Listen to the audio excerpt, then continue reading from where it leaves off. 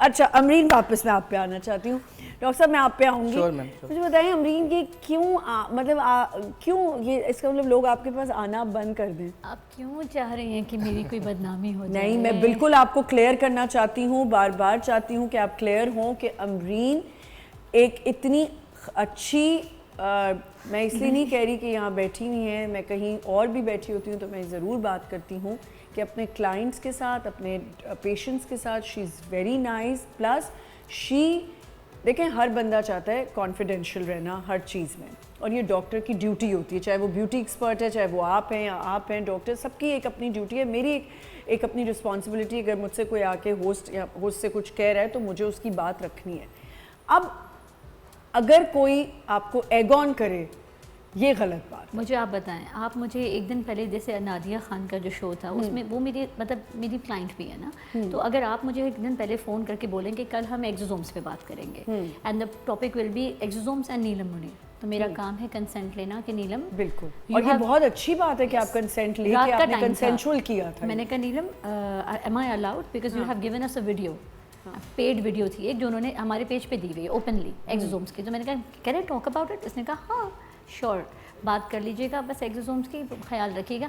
समझ नहीं आ रहा था वो क्यों ऐसा कह रही थी। अगले दिन पता चल गया मुझे। चलें कोई बात नहीं, वो हो गया, ठीक है। मुझे लगता है कि शोज में जाना मैं बिल्कुल नहीं आता, मैं बिल्कुल नहीं पूछूंगी। मैं मेरा पूछना कोई चाहे तो बता दें, कोई नहीं आता मेरे क्योंकि मैं एक ज़माने में डॉक्टर साहब एक क्लिनिक जाती थी, तो जब मैं निकली तो वहाँ एक खातून आई और उन्होंने बोला कि मुझे सच सच बता दो ये गोरे होने के इंजेक्शन लगवाती है ना? तो उसने कहा नहीं बिल्कुल नहीं लगवाती। तो वो खैर ऐसे मुझे लगता है कि कॉन्फिडेंशियल होता ही है चीज़, उसको वही रहना चाहिए। बट चलें कोई बात नहीं, लेकिन आप बताएंगी तो ज़रूर कि आप इतनी खूबसूरत खातून हैं नीलम मुनीर। हाँ, वो वाकई बहुत खूबसूरत है। वो कुछ नहीं कराती, मैंने ना कैमरा में देख के बोलना है ना मुझे नहीं, वाकई माशाल्लाह से she is a pretty woman and she is a beautiful person inside out. Anyway जी, हेयर ट्रांसप्लांट पे थोड़ी सी बात कर लेते हैं डॉक्टर साहब। ये जो हेयर ट्रांसप्लांट का एक मसला है और इसके लिए लड़कों को ख़ास तौर पे ट्रैवल करना पड़ता था, आप मुझे बताएं कि अब क्या पाकिस्तान में आप हैं और डॉक्टर्स हैं तो क्या हेयर ट्रांसप्लांट वैसा ही हो रहा है या नहीं? बिस्मिल्लाहिर्रहमानिर्रहीम, thank you so much first आपने इनवाइट किया प्रोग्राम में। मैम देखें, हेयर ट्रांसप्लांट एक ऐसा टॉपिक है जिस पे आप you just scroll on the Facebook, आपको वहाँ पे हंड्रेड्स ऑफ एड्स नज़र आएंगे, ठीक है, हर कोई प्रमोट कर रहा है, और जनरली भी बहुत से क्लिनिक्स जो कि वेरीफाइड भी नहीं है, रजिस्टर्ड भी नहीं है, वो भी ये ट्रीटमेंट ऑफ़र कर रहे हैं। तो it is a kind of controversial topic आजकल के टाइम में, क्योंकि अगर कोई जेन्युइन पेशेंट है और वो किसी जेन्युइन डॉक्टर को भी ढूंढना चाह रहा है तो बहुत मुश्किल हो गया है। जी बिल्कुल। ठीक है, अच्छा, अब हेयर ट्रांसप्लांट पे वैसे जनरली मैं इंट्रोडक्शन दे दूँ हेयर ट्रांसप्लांट का। सो बेसिकली जो ऐसे पेशेंट्स जिनका सर्टेन हेयर वॉल्यूम लॉस हो जाता है जी इन अर्ली एज या फिर मिड 30s तक, मिड 40s तक, तो वो ऐसे पेशेंट्स होते हैं जो एस्थेटिकली बहुत कॉन्शियस होते हैं अपने फेस को, अपने लुक को लेके। तो जो पेशेंट ज़्यादातर हमारे पास आते हैं वो ऑलरेडी वो लो कॉन्फिडेंस और वो सारे प्रॉब्लम्स फेस करके, सोशल एम्बेरसमेंट फील करके, लोगों से जो है वो सुन के कि यार तुम तो उम्र से बड़े लग रहे हो, तो ऐसे प्रॉब्लम से होते हुए आते हैं। तो they just want to seek the solution और वो बहुत जल्दी में होते हैं। ठीक है, तो usually they skip the main part जो कि है आपकी डॉक्टर सिलेक्शन। सही, ठीक है मैम। अच्छा, हेयर ट्रांसप्लांट में द इम्पॉर्टेंट थिंग इज़ कि सबसे पहले तो आपका जो डॉक्टर है वो क्वालिफाइड होना चाहिए। बिल्कुल, ठीक है, वो हेयर ट्रांसप्लांट सर्जन होना चाहिए, प्लास्टिक सर्जन होना चाहिए। ठीक है, उसने सर्टेन एक लेवल तक अपना काम किया हो हेयर ट्रांसप्लांट में। ठीक है, ठीक है, तो ये लोगों में अवेयरनेस नहीं है। तो श्योर मैम, जी जी प्लीज़ आप कंटिन्यू करें। हाँ, तो मैं ये कह रहा था कि बिफोर गोइंग इनटू डिटेल, तो ये थोड़ा सा अवेयर करना बहुत ज़रूरी है कि हेयर ट्रांसप्लांट के लिए हेयर ट्रांसप्लांट डॉक्टर सेलेक्ट करना इज़ द क्रूशियल स्टेप। बिल्कुल सबसे बिल्कुल पहले, और वही आपने बिल्कुल ठीक कहा कि उसको जेन्युइन होना चाहिए। एक बात मुझे सिर्फ ये बता दें कि ये आपने कहा 40-50 में जाके शुरू होता है। मैं यंग लड़के देख रही हूँ जिनको हेयर लॉस हो रहा है और यही बॉल्ड होने का चक्कर शुरू हो गया है। इसकी क्या वजूहत है? क्या डाइट है हमारी या क्या है? ये लड़कों के साथ इतनी होता क्यों है, बाल गिरना इतना? ओके मैम, देखिए मैंने कहा था कि अर्ली 20s से लेके मिड 30s तक यूजुअली ज़्यादा बल्क में पेशेंट आते हैं और यही एज ग्रुप है जो बहुत ज़्यादा प्रेजेंट करते हैं।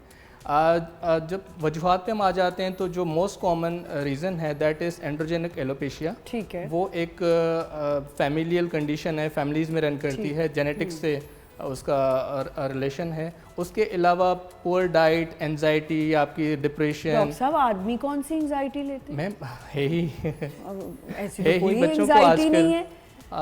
आदमी कोई इतनी एंजाइटी नहीं लेते डॉक्टर साहब, ये आप ना कहें, कोई और वजूहात होगी। बेसिकली अब चार खवातीन के बीच में इस बात में डिफेंड तो नहीं नहीं, आप लोग मुझसे एग्री करती हैं नहीं? इस पे एंजाइटी स्टार्ट हो गई कि चार के बीच में बैठे हैं, ये एंजाइटी उनको स्टार्ट हो गई कि अब मैं ये हो चार सकता है। खवातीन के साथ। अच्छा, तो आप कह रहे हैं कि ये एक वन ऑफ और द पुअर रीजन। डाइट है मैम, जो कि बहुत ज़्यादा एक फैक्टर है। उसके अलावा जो हेयर ट्रीटमेंट्स हैं, डिफरेंट हेयर ट्रीटमेंट्स हैं, बच्चे इस एज में आके ना बहुत जेल्स और ये हेयर स्टाइलिंग डेली के बेसिस पे, ब्लो ड्राई कर रहे हैं डेली के बेसिस पे, तो ठीक है, ओकेजनली तो आप खुद सारी चीज़ें कर सकते हैं। तो इसकी वजह से भी जो है बहुत ज़्यादा अर्ली एज में बच्चों के हेयर और क्योंकि अगर आपके जेनेटिकली कोई वो आपके खानदान में चल रहा है या ऐसे most important is the androgenic alopecia, जो आपने अक्सर एडवर्टाइजमेंट्स में भी देखा होगा, जिसको मर्दाना गंजपन कहते हैं। यूजुअली फीमेल में भी होता है लेकिन it is more common in male. Diet की क्योंकि उन्होंने बात की तो ये आपका डिपार्टमेंट है, मुझे बताएं डाइट की वजह से होता है ये मसला? बहुत सारी चीज़ें, देखो हमारी स्किन और हेयर का इफेक्ट बहुत ज़्यादा डाइट से होता है, क्योंकि अगर आपकी डाइट अच्छी नहीं होगी, आपके मिनरल्स अच्छे नहीं होंगे, आपके हेयर फॉलिकल्स अच्छे नहीं बनेंगे, आपकी स्किन अच्छी नहीं बनेगी। मेल्स में जैसे बात करें तो मेल्स में अगर टेस्टोस्टेरोन लेवल्स भी लो हो रहे होते हैं तो उसमें भी हेयर लॉस स्टार्ट हो जाता है। And there are lot of minerals जैसे जिंक है या vitamin D, that play a very important role जो उनकी प्रोडक्शन में हेल्प करते हैं। तो हम लोगों को ये नहीं पता कि जिंक किस में लेना, विटामिन डी, हमें सिर्फ बायोटिन का सुन लेते हैं बालों के लिए, बिल्कुल ठीक सिर्फ है, बायोटिन खाते रहते हैं। या वो कॉड क्या वो फिश कॉड के जो कॉड होते हैं वो मैं देख रही हूँ लड़के ऐसे कैप्सूल खा रहे हैं, खा रहे हैं कि बाल उससे बढ़ जाएंगे। उससे बढ़ते नहीं है, क्योंकि एक चीज़ तो खाली काम नहीं करेगी। आपको देखो फॉलिकल को स्टिमुलेट करना है, केराटिन प्रोटीन है, उसके लिए आपको क्या चाहिए वो बहुत इंपॉर्टेंट है।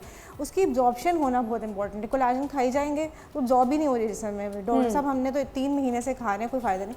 एब्जॉर्प्शन के लिए गट हेल्थ बहुत इंपॉर्टेंट, तो it's a full whole plan जो आपको फॉलो करना पड़ता है। अच्छा, हेयर प्रोटीन्स जो करवाते हैं हम, कितने कितने अरसे से हमें करनी चाहिए? सबसे पहले तो हेयर प्रोटीन मैं इसके लिए अग्री नहीं करती। अच्छा, आप बिल्कुल नहीं करती? नहीं, because protein is like protein mask है और वो आपने बालों में अच्छे से एमल्सिफाई कर देना फॉर द नॉरिशमेंट। मेन चीज़ होती है आपकी स्कैल्प हेल्थ। अच्छा, देर आर 2 पार्ट्स, जैसे मैंने कहा कि स्कैल्प और आपके लेंस। तो अगर सिर्फ प्रोटीन कराना है तो it's a wastage of money कि आप सैलून आएँ और आके सिर्फ एक प्रोटीन मास्क की एमल्सिफिकेशन करवाएं। इससे बेहतर है बहुत ज़्यादा लाइक स्कैल्प स्पा ट्रीटमेंट्स आ गए, इट्स काइंड ऑफ जैसे फैशियल होता है, बिकॉज स्कैल्प की भी एक अपने हेयर बल्ब्स होते हैं, उसके भी अपनी ब्लड सर्कुलेशन है जिसके लिए प्रॉपर उसके ऊपर बिल्डअप हुआ होता है, उसकी क्लीनिंग होती है। उसके लिए आपको एक प्रॉपर एक प्रोसेस है, लाइक आपको हमें स्कैल्प पहले असिस्ट करना होता है, फिर हम उस पर कौन सी फ्रिक्वेंसीज इवन यूज़ कर सकते हैं, क्या डूज एंड डोंट्स हैं, बिल्कुल। और फिर उसके बाद उसकी क्लेंजिंग, फिर एक्सफोलिएशन, लाइक आपके स्कैल्प एक्सफोलिएट करते हैं, फिर उसके बाद आपके कौन से कंसनट्रेटेड एम्प्यूल्स हैं या सिरम्स हैं जो कि हमें पेनिट्रेशन करनी है स्कैल्प पे एट द टाइम। इसके अलावा फिर हम जाके देखते हैं कि बालों की क्या कंडीशन है, लेंस की। अब वो केमिकल ट्रीटेड हैं नहीं हैं तो कितने हैं और उनकी अपनी नेचर क्या है, टेक्सचर क्या है, फिर उसके हिसाब से नॉरिशमेंट लेवल चूज़ किए जाते हैं।